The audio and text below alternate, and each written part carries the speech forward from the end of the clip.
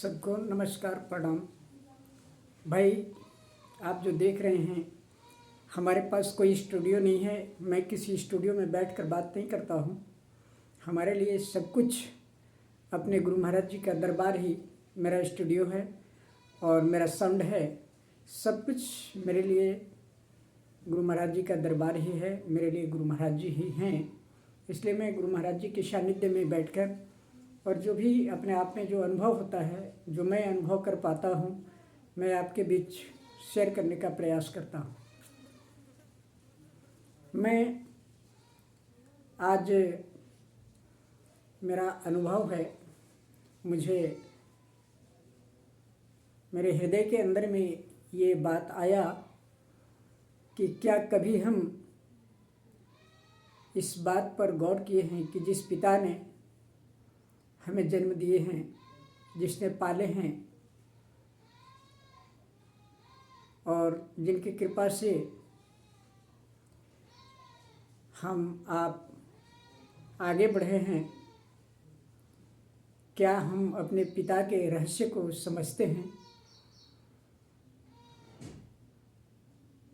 अगर हम अपने माता पिता के रहस्य को समझते हैं तो हम ये जरूर समझ लें कि हमारे लिए मेरे पिताजी एक इंसान नहीं है, बल्कि हमारे सृष्टिकर्ता हमारे लिए हमारे पिता माता भगवान हैं।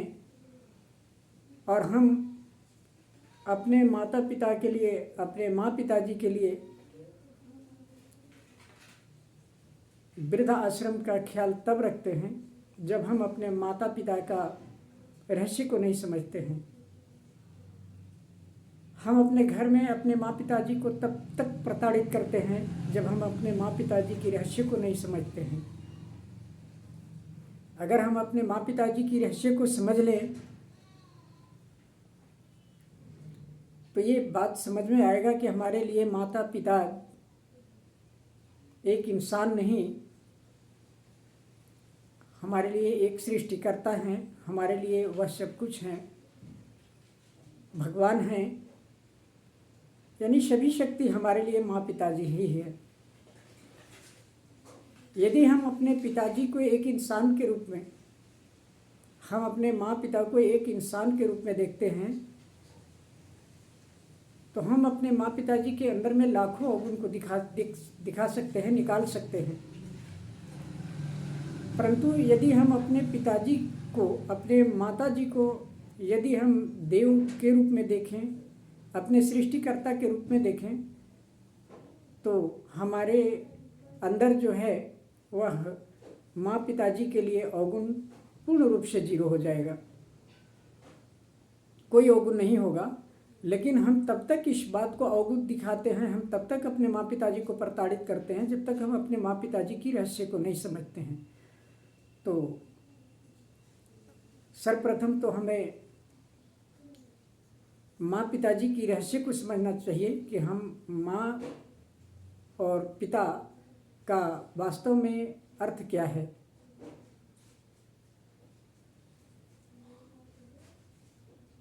तो हम अपने माता पिता को एक इंसान के रूप में नहीं, बल्कि एक भगवान के रूप में देखें। और कहा गया है कि हमारे माँ पिताजी की सेवा में सब कुछ है और हमारे लिए अपने माँ पिताजी हमारे लिए सब कुछ हैं। इसलिए आज समाज के अंदर में अपने माता पिता का कद्र होना चाहिए और हमको चाहिए कि हम अपने माँ पिताजी को एक इंसान के रूप में नहीं, एक भगवान के रूप में देखें और उनकी सेवा में तत्पर रहें और हर सुख दुख में इनके साथ रहें। आज हम इसी शब्द के साथ